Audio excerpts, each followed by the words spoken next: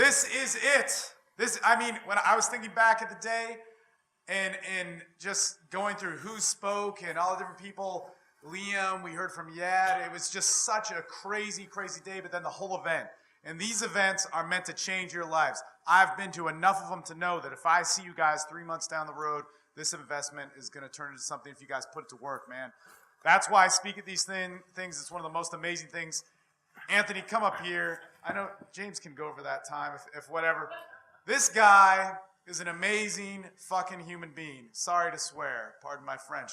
But he's influenced so many things. He's influenced my life. And from the time, you started doing when you were 19 years old. But with me, come on.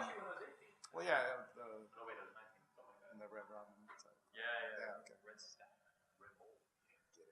No sense. No, anyway, but look, this is his event, and I think if you guys just personally thank him, and I'm sure you're going to say something, and everybody's going to say something. I know James has got a lot to say, but it's had it all planned out. Yeah. Anyway, this little segment here, I wanted to speak just real briefly on James Marshall, but thank you for all that as well.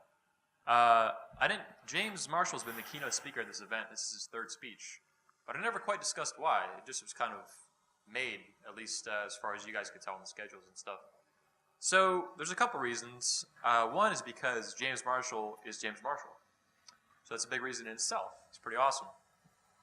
Another reason is he was very instrumental in me deciding to finally making the move to bring this convention to Australia. I felt that I knew someone that was on the ground, that knew the area, that grew up there, that could really help me bring it here. And it was a big deal bringing it here. It's not like bringing it to Europe. It's Australia. The flight's more expensive. I don't know the country and know very, very little about it, and so on.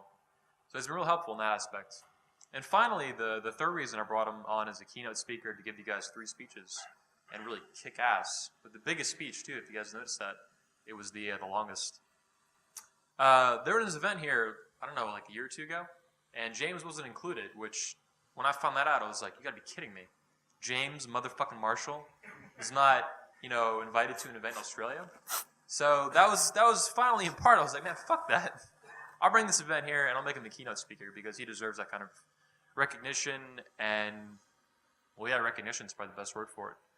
So without further ado, I think you bring up James Marshall. Awesome guy. Thank you. Yep. All right, man.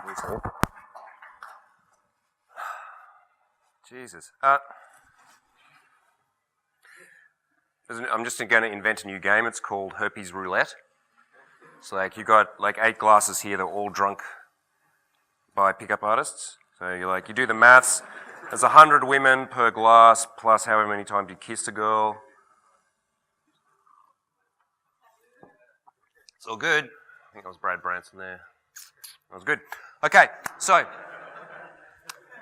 gentlemen, the last thing you need right now is any more theory, trust me. You can't absorb any more ideas.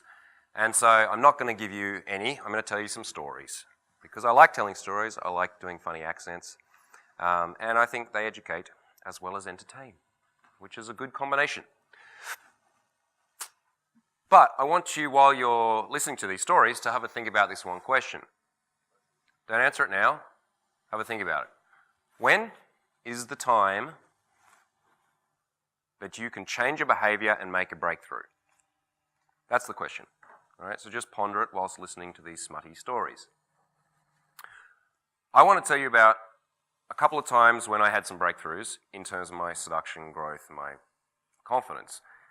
Because it's really important to see that. From your perspective, often you look at guys who are at the top or who are presenters, and it's almost impossible to imagine that we were ever dorks, or we weren't good with chicks.